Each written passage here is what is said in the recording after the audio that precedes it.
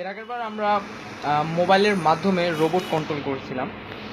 এবার আমরা যেটা করব, মোবাইলের মাধ্যমেই আমরা লাইটকে অন অফ করব। মোবাইলের মাধ্যমে আমরা লাইটকে অন অফ করব। লাইটের সাথে আমরা ফ্যানও অন অফ করতে পারবো, এনিথিং, যে কোনো কিছু আমরা মোবাইলের মাধ্যমে কন্ট্রোল করতে পারবো। তো আমরা দেখতে পাচ্ছি এখানে দুটো বাল্ব আছে। তো এই বাল্ব দুটাকে আমরা ফোনের মাধ্যমে অন অফ করব। আমরা করি অন।